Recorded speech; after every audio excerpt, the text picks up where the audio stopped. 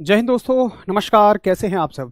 उम्मीद है आप सभी आज थोड़े से नाराज़गी में ज़रूर होंगे क्योंकि क्लास आप सभी की आधा घंटा लेट जो शुरू हुई है। तो सबसे पहले मैं इसके लिए माफ़ी चाहूँगा, लेकिन देखिए इसका बिल्कुल एक जेन्युइन कारण है और कारण ये है कि एनडीए का ना अभी-अभी रिज़ल्ट आया था।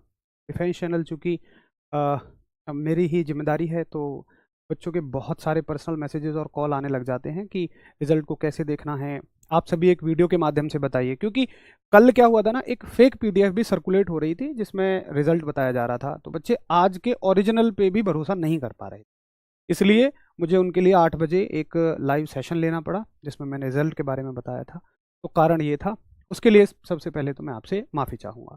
बाकी देखिए, मैं आपसे ये वादा भी करता हूँ कि कभी मेरी क्लास 10-15 मिनट ऐसे कभी लेट भी हुई तो उसके बारे में मैं टेलीग्राम में ज़रूर बता दूंगा। वो मैंने बता दिया था। अगर पहले से मेरा ऐसा कोई प्लान होगा तो टेलीग्राम में अवश्य आपको सूचना मिल जाएगी। अगर ऐसा हुआ कि 8 बजे ही कुछ ऐसी इमरजेंसी है जो 10-20 मिनट क्लास लेट हुई है, तो तुरंत ही आपको टेलीग्राम में बिल्कुल सूचना मिल जाएगी। तो आप टेलीग्राम जरूर देख लिया करो एक बार 8 बजे। हालांकि ऐसा बहुत ज़्यादा नहीं होगा। मैं वादा करता हूँ कि कभी मेरे व्यक्तिगत कारणों से क्लास लेट नहीं होगी, कभी चैनल के कारणों से ही कभी कुछ हुआ तो उसके लिए मैं हमेशा आपसे माफ़ी चाहूँगा और थोड़े से सहयोग की तो अवश्य ही उम्मीद करूँगा। बाकी अब आराम से हम क्लास लेंगे अपनी 45-50 मिनट की पूरी क्लास लेंगे। आप बिल्कुल इस बात से निश्चिंत रहिएगा, ठीक है? चलिए शुरू करते हैं। तो आज बिल्कुल भी समय हम नहीं लगाएंगे, क्वेश्चन भी मैं आपसे नहीं पूछूंगा, आज सीधा हम काम की बात पे चलेंगे। और कल हमने गति के नियमों में गति के पहले नियम को कवर कर लिया था। गति के पहले नियम को हमने कवर कर लिया था कल, और आज बारी है गति के दूसरे नियम पे चलने की। तो देखो, जैसे गति के पहले नियम को समझने के लिए हमें आवश्यकता थी जड़त्व यानी कि इनर्शिया को बहुत अच्छे से समझने की। तो वैसे ही गति के दूसरे नियम को समझने के लिए हमें आवश्यकता है, सबसे पहले हम समझें संवेग को। तो सबसे पहले आप संवेग समझिए, संवेग क्या होता है। देखिए, संवेग क्या होता है यानी कि मोमेंटम क्या होता है, और मोमेंटम को हम लोग दिखाते हैं पी से। तो समझो संवेग क्या होता है। देखिए, एक आपका दोस्त जो मान लो आपके पैसे लेके भाग जाता है, आप उसको बुलाओ अपने घर और कहो कि तेरे ऊपर एक प्रैक्टिकल करना है, फिर तू मेरे पैसे मत दियो। कहेगा ठीक है, बड़ी जल्दी तैयार हो जाएगा। आप उसको नीचे बिठाइए, एक आधा किलो का पत्थर उसको दिखाओ और उसको कहो कि भैया मैं इसे तेरे सर पे रखना चाहता हूँ। वो कहेगा रख दे, क्या दिक्कत है। तुम उसके सर पे प्यार से आधा किलो का पत्थर रख देना, बड़ा खुश हो जाएगा वो। अब कहेगा हो गया प्रैक्टिकल, तुम कहोगे नहीं, एक उसे छोटा सा पत्थर दिखाना, बहुत छोटा सा। उससे कहना देख, आधा किलो का पत्थर कुछ नहीं कर पाया तो छोटा सा पत्थर क्या करेगा। बड़ा खुश होकर कहेगा कुछ नहीं करेगा। 2 कदम पीछे हटके सनसनाते हुए मारना उसकी खोपड़ी में। तो कैसा लगेगा उसको, जरा बताइए, नुकसान पहुंचाएगा कि नहीं? चलिए, मेरा सवाल आपसे है कि बड़ा पत्थर नुकसान नहीं पहुंचा पाया, लेकिन एक छोटे से पत्थर ने कैसे नुकसान। तो अवश्य ही आप कहेंगे कि भाई साहब, छोटे पत्थर के पास वेग था, वेलोसिटी थी। तो देखिए, कहने का मतलब मेरा यही है कि जब किसी द्रव्यमान को वेग मिल जाता है ना, तो उसकी ताकत कई गुना बढ़ जाती है, और इसी चीज को बस हम संवेग बोलते हैं। तो संवेग क्या होता है, डेफिनेशन आप क्या लिखेंगे? डेफिनेशन लिखेंगे आप, अच्छा पहले फॉर्मूला देखो कि संवेग जो होता है, फॉर्मूले से डेफिनेशन बना लेंगे। संवेग जो होता है, किसी वस्तु का द्रव्यमान और वेग का गुणनफल होता है। यानी कि मोमेंटम क्या है? मोमेंटम जो है वो है product of mass and velocity. ठीक है, मैथमेटिकली कैसे लिखोगे? मोमेंटम को दिखाओगे पी से, मास को एम से, इसको वी से। परिभाषा में लिखना चाहते हैं तो परिभाषा बनेगी कि भाई, द्रव्यमान तथा वेग का गुणनफल संवेग कहलाता है। द्रव्यमान तथा वेग का गुणनफल संवेग कहलाता है। द्रव्यमान तथा वेग का गुणनफल संवेग कहलाता है। यानी कि product of mass and velocity is called as momentum. Product of mass and velocity is called as moment. आपको सिर्फ इतना याद रखना है कि भैया जी किसी वस्तु के द्रव्यमान और वेग की गुणा कर दीजिए, किसी वस्तु के द्रव्यमान और वेग की गुणा कर दीजिए तो आपको क्या मिल जाएगा, संवेग मिल जाएगा। यानी कि मास और वेलोसिटी की प्रोडक्ट कर दीजिए, मोमेंटम मिल जाएगा। सवाल क्या क्या बन सकता है, हर लाइन से सवाल बनेगा। पूछेगा द्रव्यमान तथा वेग का गुणनफल क्या कहलाता है, तो भैया जी आप कहोगे संवेग कहलाता है।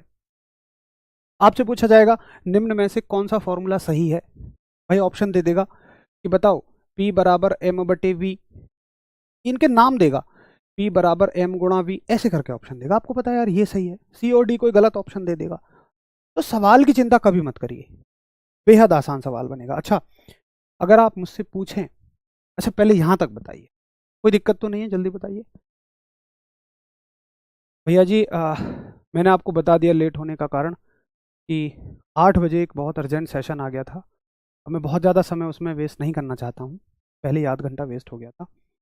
आज के लिए माफ़ी है। बाकी देखो ये कभी क्लास लेट भी होगी ना तो किसी ऐसे मान लेना बहुत ज़रूरी काम की वजह से हुई है, मेरे मेरा जो पर्सनल कारण होंगे उनकी वजह से कभी क्लास लेट नहीं होगी, क्योंकि मैं अपनी क्लास के लिए व्यक्तिगत कारणों को छोड़ भी देता हूँ। जरा बताइए कोई दिक्कत। अजीत बाबू, मेरी माता जी क्लास देख रही हैं, उनके लिए 2 शब्द। भाई मैं सिर्फ इतना कहना चाहूँगा अजीत बाबू कि माता जी को ये कहो कि माता जी अभी आप क्लास मत देखो, आप क्लास देखिएगा जब मेरा सिलेक्शन हो जाएगा और सर एक वीडियो लेके आएंगे, उस PDF में मेरा भी रोल नंबर, बस उस दिन तक का इंतज़ार करने के लिए कहिए, मेहनत करिए, उनके उस इंतज़ार को मुकम्मल करिए। चलो कोई दिक्कत नहीं है। अब देखिए आप अगर मुझसे पूछे कि भैया इसका मात्रक क्या होगा, इसकी यूनिट क्या होगी, और मैं कहूं कि देखो मात्रक हमेशा बनता है सूत्र से। मात्रक कैसे बनेगा भाई, इसका मात्रक गुणा इसका मात्रक क्या है, किलोग्राम, और वेग का मात्रक क्या है, मीटर पर सेकंड, तो भैया लो बन गया केजी मीटर पर सेकंड।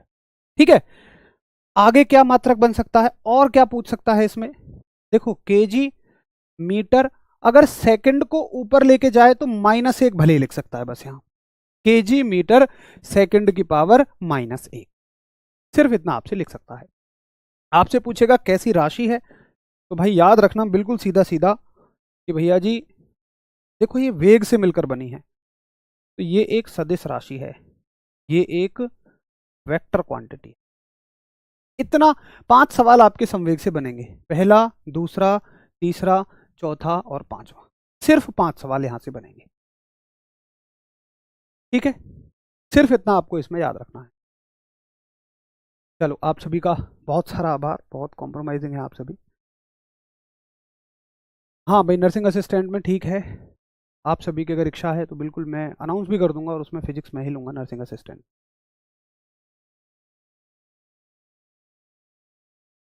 चलो ये नया चैप्टर नहीं है राहुल भाई, कल हमने इसको शुरू कर लिया था, गति के नियम, और कल हमने पहला नियम पढ़ लिया था, आज दूसरे नियम पे चलेंगे।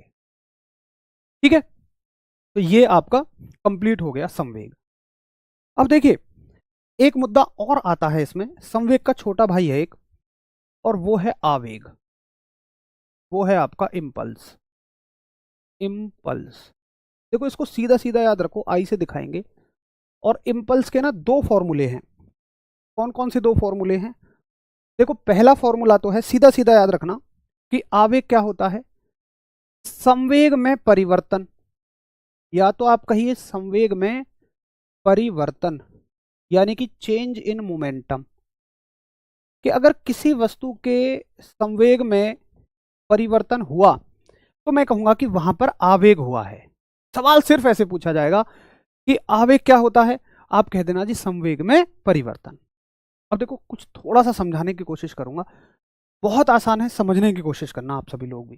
जैसे मान के चलिए कि ये एक बॉल है, ये एक बॉल है, मान लो ये बॉल 1 किलो की है और इसको बैट्समैन ने बल्ले से हिट किया है, बहुत तेजी से आ रही है, और तुम क्रिकेट खेल रहे हो, फील्डर हो, तुम खड़े हो, बॉल यहां आ रही है, होती नहीं है बॉल 1 किलो की, मान लो ये 1 किलो की बॉल है और ये आ रही है भाई मान लो 100 मीटर पर सेकंड से। ठीक है, तो ये आई और आपके हाथों से टकराई, आपने बिल्कुल मेहनती फील्डर बन के अपने हाथ आगे कर दिए, तो एक बात बताओ जरा कि क्या ये बॉल आपके हाथ पे बहुत तेजी से चोट नहीं लगाएगी, और ये चोट कितने समय के लिए होगी?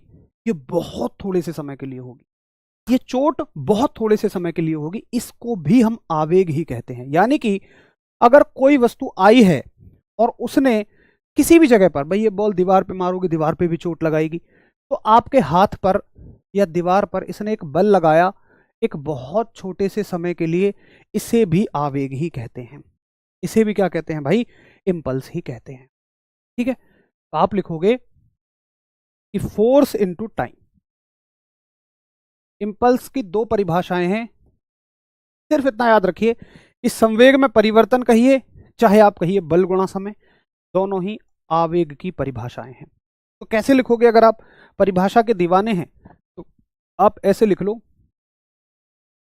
इस संवेग में परिवर्तन को, संवेग में परिवर्तन को आवेग कहते हैं। देखो, हो सकता है कि ये ना आपके लिए नया हो, लेकिन इंपॉर्टेंट है, तो समझना इसे पड़ेगा, छोड़ नहीं सकते। यानी कि आप कहो चेंज इन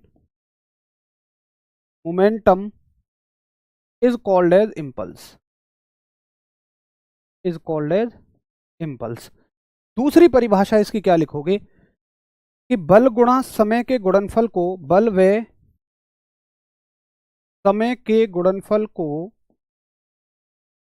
बल व समय के गुणनफल को आवेग कहते हैं।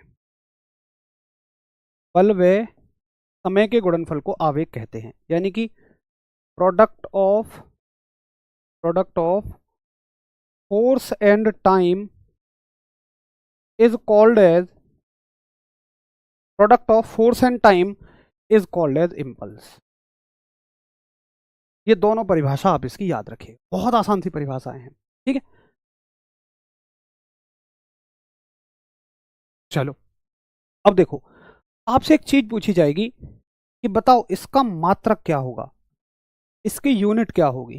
तो देखो, अगर ये संवेग से मिलकर बना है ना, तो इसका मात्रक संवेग के जैसा ही होगा, और यही बात सिर्फ पेपर में इस टॉपिक से पूछी जाती है। मैं इसीलिए इसको आपको सिखा रहा हूं, ताकि आप सीख जाएं कि हाँ, ये संवेग का ही छोटा भाई है।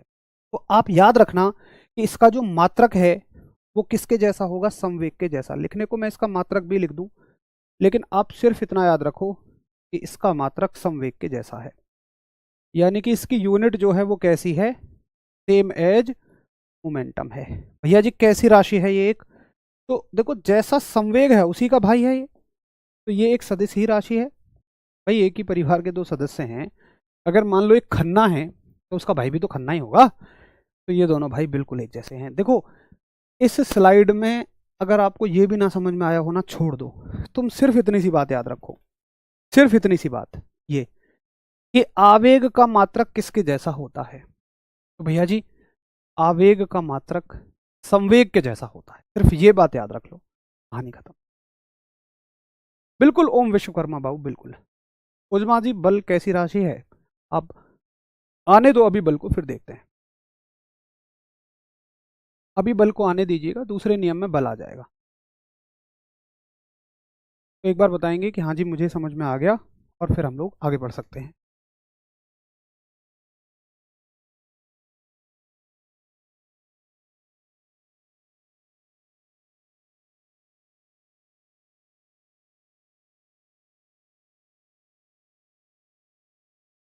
मात्रक लिख दूं मैं? ठीक है, मैं लिख देता हूं भाई।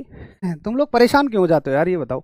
मैंने लिख दिया संवेग के जैसा, तो एक पन्ना पीछे पलट के भाई साहब तुम खुद भी लिख लो, इन दोनों में से कोई सा भी लिख लो, ऐसे। चलो कोई बात नहीं, तुम्हारी जो निर्भरता है ना वो बहुत ज़्यादा है, इतनी नहीं होनी चाहिए। मैं कह रहा हूँ सवाल ही ऐसा आएगा, तुम फिर भी कह रहे हो मात्रक लिख दो, तुम पीछे पन्ना पलट के खुद ही लिख लो भाई, क्या दिक्कत है? ठीक है, तो ये हो गए संवेग और आवेग। अब चलते हैं गति के दूसरे नियम पे। चलिए, तो हेडिंग डालेंगे आप, गति का दूसरा नियम, गति का दूसरा नियम, सेकंड लॉ ऑफ मोशन। देखिए क्या होता है गति का दूसरा नियम। बहुत सिंपल सी भाषा में आप इसका सूत्र याद रखो पहले, एक सूत्र याद रखो इसका। अच्छा ये वाला देखो, मैंने एक सूत्र लिखा आपसे कि पीछे हमने जो सूत्र लिखा है कि भाई बल गुणा समय जो होता है ये क्या होता है, संवेग में परिवर्तन। मैं इन दोनों चीजों को लिख रहा हूं, बस इसको इधर लिख रहा हूं, कोई फर्क नहीं पड़ता, आप किसी को किधर भी लिख लो। मैंने ये लिख रहा हूं बल गुणा समय जो है, यानी कि बल गुणा समय, अभी अभी हमने पढ़ा कि ये है संवेग में परिवर्तन, यानी कि फोर्स इनटू टाइम जो है, यहां लिख लेते हैं, ये तो हमने पीछे से ही उठाया है। फोर्स इनटू टाइम क्या है आपका, चेंज इन मोमेंटम,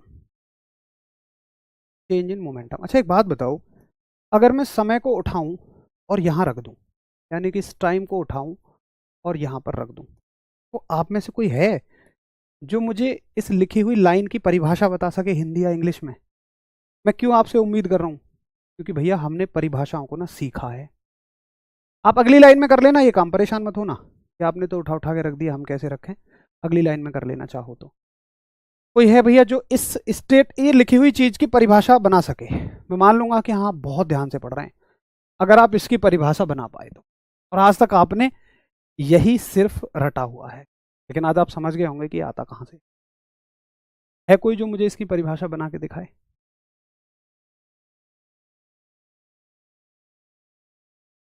अब देखिए, अगर आपको इतना भी समझ नहीं आया तो सिर्फ आप ये याद रखो कि बल क्या होता है, संवेग में परिवर्तन बटे समय। आप यहीं से कहानी को शुरू करो कि बल होता है संवेग में परिवर्तन बटे समय, सिर्फ इतनी सी बात याद रखो। देखो F बराबर m में तो इसके बाद की बात है, बहुत बढ़िया। देखो प्रिंस शर्मा ने क्या गजब का बात कही है, बहुत शानदार। सृष्टि ने भी बहुत अच्छा आंसर कर दिया, और बहुत सारी तेजी से आपके कमेंट चल रहे हैं, जुनैद ने भी कर दिया। देखो जिनको समझ में आ गया बहुत अच्छा, बहुत बढ़िया बात है। बाकी जिनको नहीं समझ आया वो भाई यही से शुरुआत करो कि बल बराबर संवेग में परिवर्तन बटे समय होता है, फोर्स बराबर change in momentum upon time. उस चीज को जो मैंने काटा पीटी करी वो पेपर में कभी नहीं पूछी जाएगी। नहीं समझ में आ रही है तो हमें चीजों के पीछे थोड़ी पढ़ना है, हमें वो समझ लेना है जहां से हमारे पेपर का काम चल जाए। और वादा करता हूं वो पेपर में नहीं पूछा जाएगा, ये पूछा जाएगा। तो देखो हमने क्या सीखा था कि किसी भी राशि में अगर समय का भाग लग जाए तो हम क्या बोलते हैं, जैसे संवेग में परिवर्तन है तो हम बोलेंगे कि संवेग में परिवर्तन, और समय का भाग है तो हम लिख देंगे की दर। संवेग में परिवर्तन की दर को बल कहते हैं, संवेग में परिवर्तन की दर को बल कहते हैं। इंग्लिश में रेट लगा दो, अगर टाइम का डिवाइड है तो आप लगाओ rate of change of momentum is called as force. देखो हम ना बहुत थोड़ा थोड़ा सा रट लेते हैं, इस वजह से दिक्कत होती है। एफ बराबर एम में तो बहुत बात की चीज है। सबसे शुरुआती बात यह है कि संवेग में परिवर्तन की दर को बल कहते हैं। सिर्फ आप इतना याद रख लो, समझना ही नहीं है कि संवेग में परिवर्तन की दर को बल कहते हैं। याद तो रख सकते हो कि change in momentum upon time को हम फोर्स कहते हैं, संवेग में परिवर्तन बटे समय को बल कहते हैं।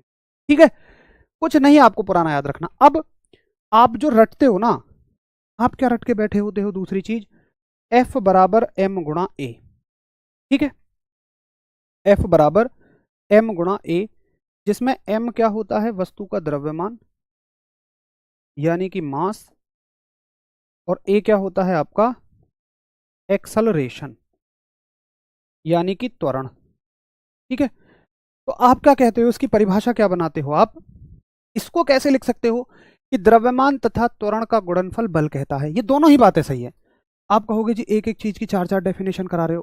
भाई दो दो डेफिनेशन हो सकती हैं और पेपर में दोनों एक साथ नहीं पूछी जाएंगी, कोई सी एक बात पूछी जा सकती है। और आप सिर्फ यहां से रटेंगे, आप यहां से रटते हो इसको नहीं पढ़ोगे तो कितने ही पेपर उठा के देखो जिनमें ये पूछी गई कि संवेग में परिवर्तन की दर को बल कहते हैं। तो मैं तो कहूंगा इसको याद रखो, इसको याद रखो। भाई इससे हम परिभाषा बना लेंगे, इससे बना लेंगे। इससे क्या बनाएंगे कि द्रव्यमान, हम परिभाषा बनाएंगे द्रव्यमान तथा त्वरण का गुणनफल, द्रव्यमान तथा त्वरण का गुणनफल बल कहलाता है। ठीक है, यानी कि product of product of mass and acceleration, product of mass and acceleration is called as force, product of mass and acceleration is called as force. ठीक है, तो ये दो परिभाषाएं आपकी हो गई। जरा बताइए किसको याद नहीं हो सकते? मैं समझने की तो बात ही नहीं कर रहा, समझने को इसमें कुछ है ही नहीं। मैंने कोई डेरिवेशन थोड़ी करवाई है, मैंने कोई ये थोड़ी बताया ये कहां से आया है। याद करो, F बराबर एम ए, और फिर उसको क्या बोल दो, एम ए को क्या बोलोगे कि द्रव्यमान और त्वरण का गुणनफल बल कहलाता है, कहानी खत्म। कुछ भी रटना ही नहीं है इसको। ठीक है जी, बहुत बढ़िया, वेरी गुड। तो जरा बताएंगे कि नोट हो जाएगा। भाई नोट्स तो आपको सभी सब्जेक्ट के बनाने चाहिए, मेरे ही सब्जेक्ट के नहीं, सभी विषयों के नोट्स आपको बनाने चाहिए।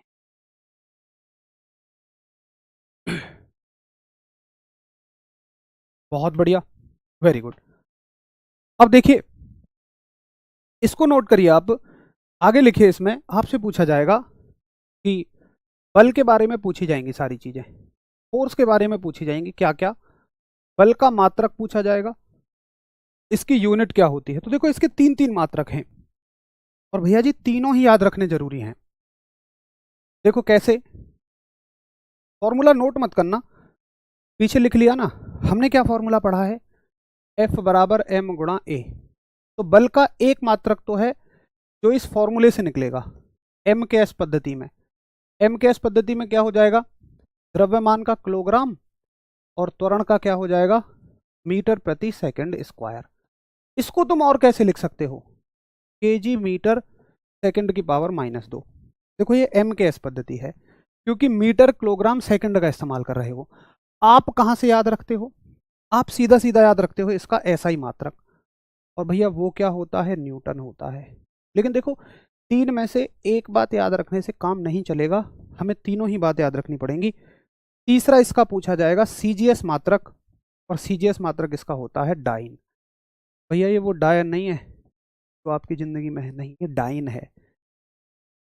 देखो हर राशि का तो मैं आपको सीजीएस और एमकेएस मात्रक नहीं लिखवा रहा हूँ, सीजीएस मात्रक कुछ ही राशियों का पूछा जाता है, जिनका पूछा जाता है वो मैं आपको अच्छे से लिखवाता हुआ चल रहा हूँ। क्वेश्चन कैसे बनेगा, पूछा जाएगा बताइए बल का सीजीएस मात्रक क्या होता है, आंसर कहेंगे जी बल का सीजीएस मात्रक डाइन होता है। चलो भाई बहुत सारा आभार, देखिए भैया कह रहे हैं आप बहुत अच्छा पढ़ाते हैं, खान सर को छोड़ दिया एससीजीडी के लिए। देखिए सबसे पहले तो मैं कहूँगा कि खान सर एक अल्टीमेट अध्यापक हैं, और वाकई उनके जो तरीके हैं पढ़ाने के वो बहुत ज़बरदस्त हैं, और हंसी मजाक कहानियों वाला तरीका उनका है। कुछ कुछ मैं भी कोशिश करता हूँ कि हंसी मजाक कहानियों की फॉर्म में आपको लेकर चलूँ, और मैं मानता हूँ भी हूँ कि जो विषय आपको मुश्किल लगता हो, अगर आपको कहानियों की फॉर्म में हंसी मजाक के तरीकों में प्रैक्टिकली एग्जाम्पल्स के रूप में समझाया जाए, तो आप ऐसा नहीं है कि ना पढ़ने के मूड से बैठते हैं, आप भी समझने के मूड से ही बैठते हैं, और आप भी चाहते हैं कि हमें चीज़ें समझ में आ जाएं। चलिए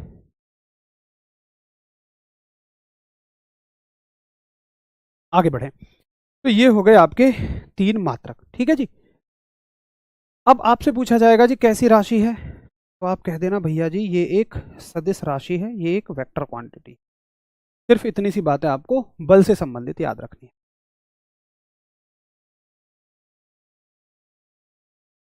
तो हर एक अध्यापक उनसे सीखता है, तो वाकई में अ, देखो हर एक आदमी की पर्दे के पीछे अपनी एक ज़िंदगी होती है, मैं उसके बारे में तो कोई टीका टिप्पणी नहीं करूंगा, लेकिन जितना हमें उनसे मतलब है भाई सीखने के उद्देश्य में बच्चों को, हमको कि हमें बहुत अच्छा कुछ सीखते हैं, बहुत बेहतर पढ़ाते हैं।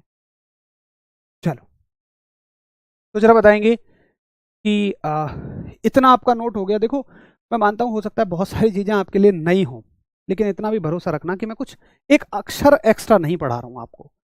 आप मैं मानता हूँ यहाँ से रटते होंगे, और अगर आप यही उम्मीद करें कि नहीं नहीं आप तो यहीं से पढ़ाओ, तो फिर ये मानिए इस बैच का लेने का फ़ायदा क्या है आपको।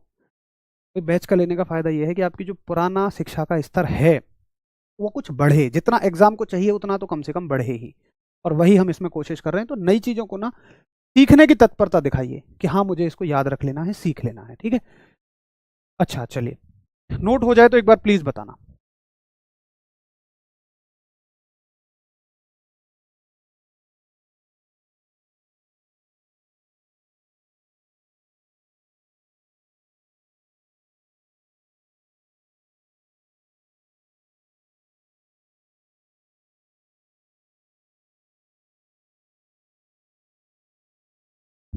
चलो, बहुत ही बढ़िया। तो ये हो गया आपका दूसरा नियम और दूसरे नियम से संबंधित सारी चीजें। अब चलते हैं गति के तीसरे नियम की तरफ, और बात है गति का तीसरा नियम। किसी के नहीं है ना? ठीक है, तो आपकी इसके बाद कोई क्लास भी नहीं है, तो मैं 10 मिनट बस एक्स्ट्रा क्लास आपकी ले रहा हूं ताकि हमारा ये टॉपिक फिनिश हो जाएगा और हमारी जो लेट क्लास शुरू हुई है उसकी भी रिकवरी हो जाएगी। तो गति का तीसरा नियम, बस 10 मिनट और मैं आपकी क्लास ले रहा हूँ। थर्ड लॉ ऑफ मोशन, समझ सकता हूँ कि सारा दिन क्लास करने के बाद ये आपका रिवीजन का टाइम होता है और आप इसमें अपना रिवीजन भी करते हैं, लेकिन बस 10 मिनट में ये काम हो जाएगा। थर्ड लॉ ऑफ मोशन, गति का तीसरा नियम। देखिए क्या होता है गति का तीसरा नियम। तो गति का तीसरा नियम क्या कहता है आपसे?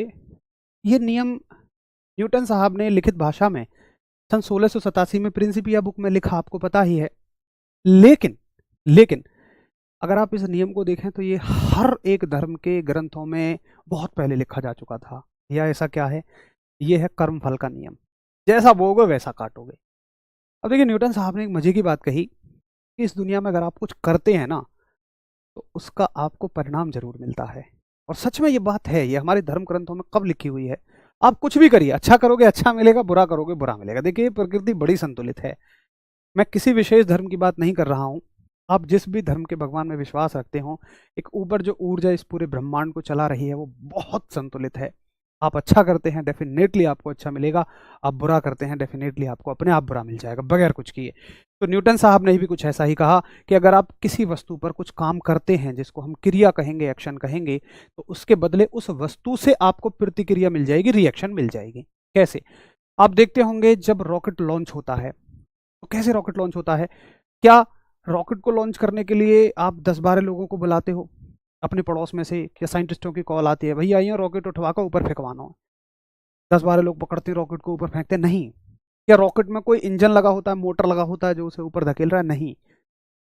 रॉकेट में ईंधन भरा होता है और ईंधन क्या करता है? जलता है, जलने से वो गैस बाहर निकलती है, गर्म गैसेज, मान लो गर्मी बाहर निकलती है, आग, आग नीचे निकलती है, और ये आग नीचे निकलती है और ये रॉकेट को ऊपर धक्का देती, धक्के के साथ नीचे निकलती हैं और ये रॉकेट को ऊपर धक्का देती हैं। इसका मतलब रॉकेट ने इस आग को नीचे धक्का दिया तो उसके बदले इस आग ने रॉकेट को ऊपर धक्का दे दिया। नीचे जो रॉकेट ने आग को धक्का दिया उसको क्रिया कहेंगे और जो रॉकेट को मिली उसको कहेंगे आप प्रतिक्रिया। तो नीचे लगने वाले को एक्शन और ऊपर जो मिला उसको रिएक्शन कहेंगे। ठीक है, तो आप कहेंगे कि गति का तीसरा नियम क्या कहलाता है आपका?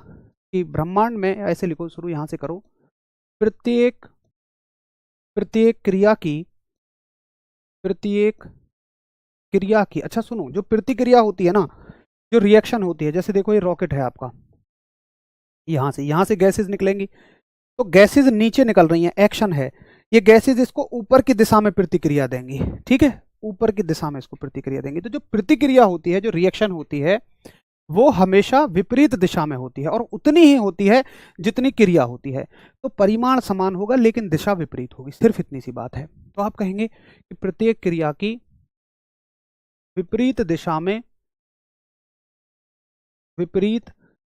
में समान परिमाण की एक प्रतिक्रिया समान परिमाण की एक प्रतिक्रिया होती है।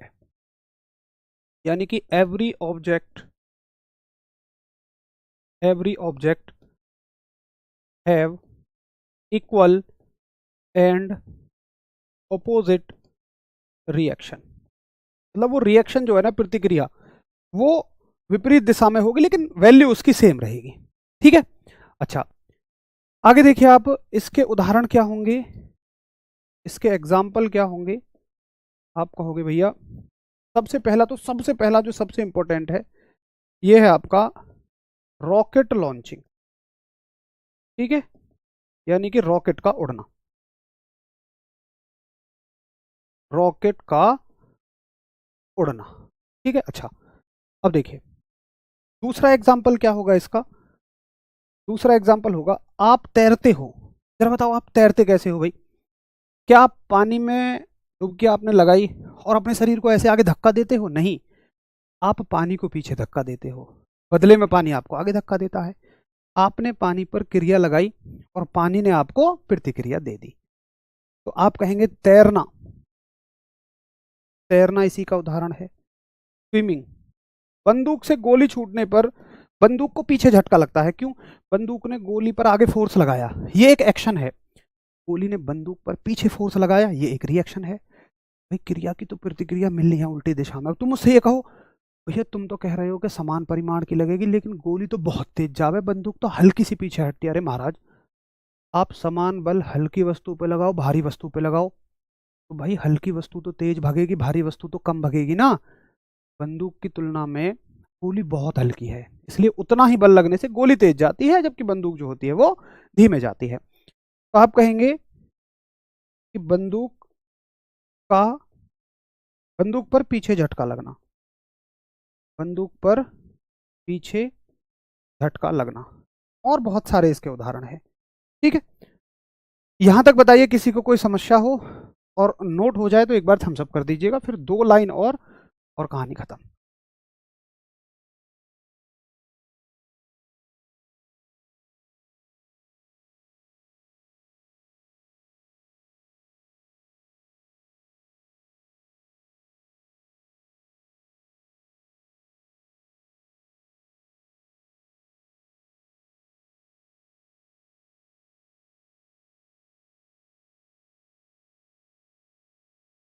चलो भाई, बहुत बढ़िया।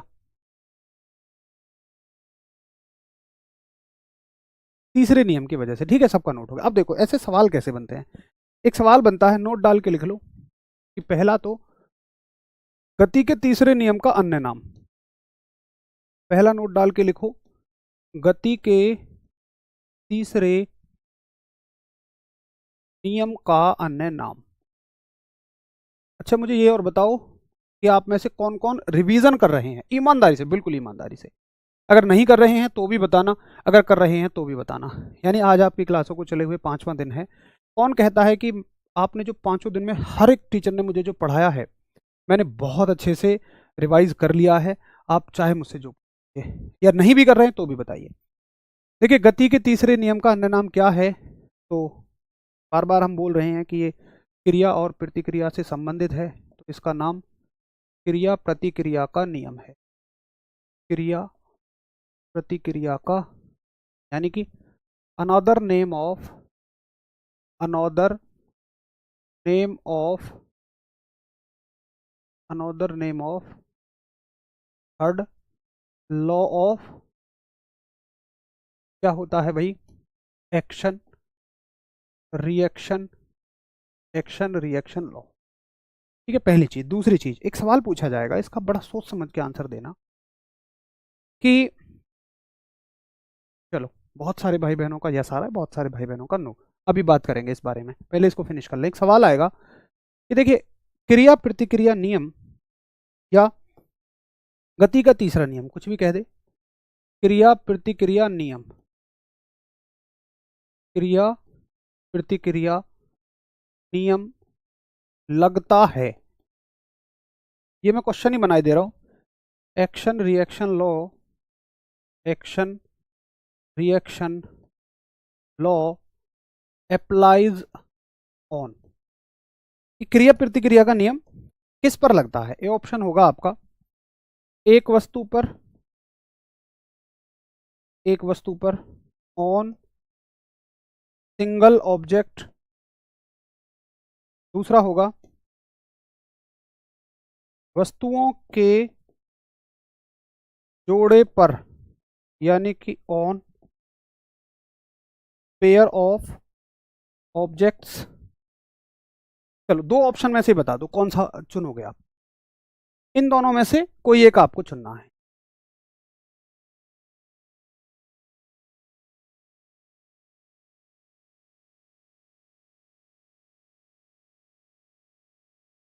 बहुत बढ़िया, SM बाबू बिल्कुल सही कह रहे हैं आप। ठीक है, रिवीजन के बारे में मैं जरूर आपसे 2-3 मिनट बात करूंगा, क्योंकि वो बहुत इंपॉर्टेंट है।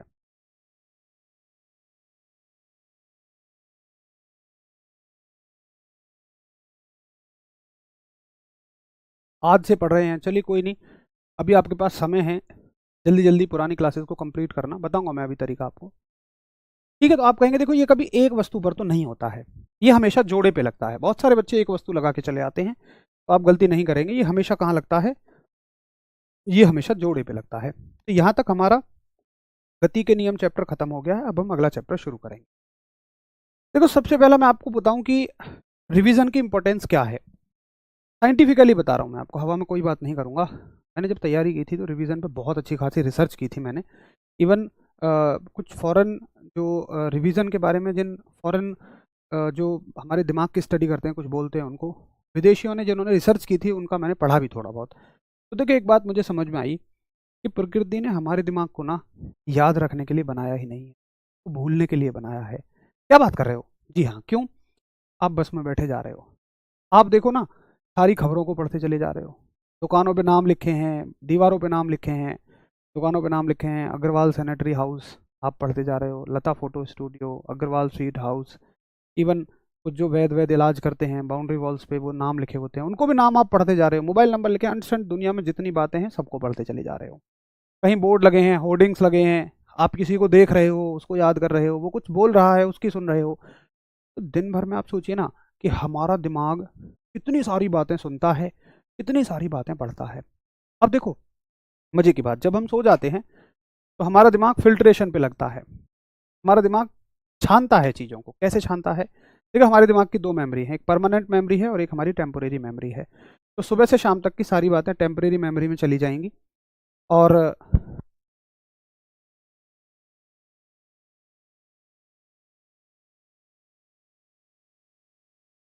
तो देखिए आपका दिमाग, टेम्परेरी और परमानेंट मेमोरी दो चीज़ें होती हैं। अब पूरे दिन भर की चीज़ें आपकी हमेशा टेम्परेरी मेमोरी में होती हैं। रात को जब आप सोते हैं तो टेम्परेरी मेमोरी उन चीज़ों को देखती है कि इस व्यक्ति ने इन बातों को कितनी बार दोहराया है। अब दुकान का नाम आपने पढ़ा, लता फोटो स्टूडियो, उसको दोहराओगे थोड़ी, आप कभी नहीं दोहराया, तो दिमाग आपका उसे एक दिन के लिए होल्ड पे डालेगा, फिर अगले दिन चेक करेगा क्या इसने दोहराया, नहीं तो उसको वो भुला देगा। आप देखते हैं ना कि बातों को आप एक दिन के बाद या मैक्सिमम 2 दिन के बाद, ऐसी बातों को जिसको आप रिवाइज नहीं करते हैं, जिससे आपका मतलब नहीं है, पहली बार देखी होती है, भूल जाते हैं। इवन लोगों के नाम भूल जाते हैं, इसका यही कारण होता है। अब सोचो ना, अगर मैं आपको नींद से जगा के बोलूँ 6 6 8 जा, तो तुरंत नींद में बोलोगे 48। क्यों? आपने इतनी बार उनको पढ़ लिया है। जब हम किसी चीज़ का रिवीजन करते हैं, पूरे दिन भर में हमने नई नई चीज़ों को सीखा, रात को सोने से पहले मैंने उनका रिवीजन किया। रिवीजन करने से क्या होगा कि मेरे दिमाग ये देखेगा कि इसने इन चीज़ों को कितनी बार दोहराया है। तो मेरी जो टेम्परेरी मेमोरी है, जो जो चीज़ें हम दोहराते हैं, उसको लगता है ये इसके काम की है और वो उसको परमानेंट में डाल देती है। बात समझे आप? इसलिए कहते हैं कि करत करत अभ्यास के जड़मत होत सुजान, यानी कि रिवीजन से आप कैसे परफेक्ट बनते हैं, ये इस बात का कारण है। दूसरा देखो, मुझे आज भी याद है, मेरे एक 6 7 8 में अध्यापक थे, बड़ा गहरा प्रभाव मेरी ज़िंदगी पे उनका पड़ा, कभी बाद में बताऊंगा।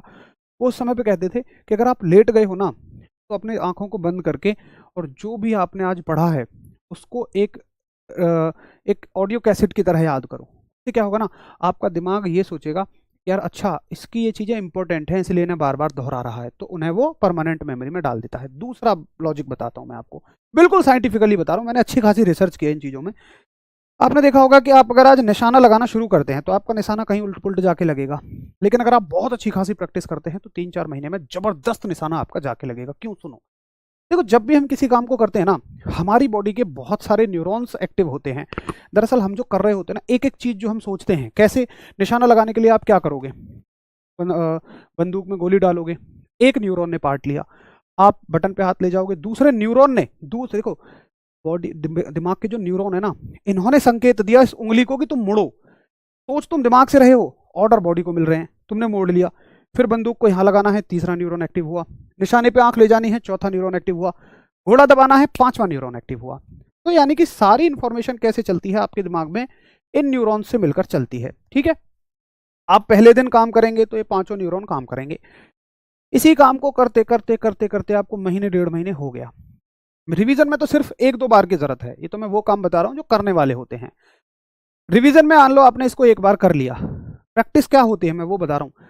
तो महीने 1.5 महीने जब आप कर रहे होगे, दिमाग को लगेगा यार इस काम को तो ये बार बार कर रहा है। क्या करता है दिमाग आपका? सर्च करके देख लेना, यूट्यूब से देख लेना। आपका दिमाग क्या करता है कि फिर वो इनको हटा ही देता है। ठीक है, आपने देखा होगा इस शुरुआत में जब आप बाइक सीखते हैं ना तो याद रखना पड़ता है कौन क्लच कौन ब्रेक, लेकिन जब परफेक्ट हो जाते हैं, दोस्त से बात कर रहे हैं, हाँ यार मैंने नंबर तो दिया पर उसने बात ही ना करी, क्लच ब्रेक अपने आप हाथ काम कर रहे हैं। क्यों? क्योंकि दिमाग ने इनको हटा दिया और सीधा कहाँ से कहाँ कनेक्शन जोड़ दिया आपका, यहाँ से यहाँ। इसी को परफेक्शन कहते हैं बस। अच्छा, में आप परफेक्ट बनना चाहते हैं तो आपको बहुत अच्छे से भाई रिवीजन तो करना पड़ेगा, तभी आपका दिमाग समझ पाएगा कि हाँ ये चीज़ आपके लिए इंपॉर्टेंट है, तभी वो न्यूरॉन्स का लिंक बनाएगा और तभी ये डिसाइड करेगा इस इंफॉर्मेशन को किस मेमोरी में डालना है। ठीक है, तो रिवीजन तो आपको करना पड़ेगा। बहुत बढ़िया, तो रिवीजन अच्छे से करते रहिए। बाकी मिलते हैं कल की क्लास में, तब तक के लिए आप सभी को मेरा नमस्कार, धन्यवाद, जय हिंद।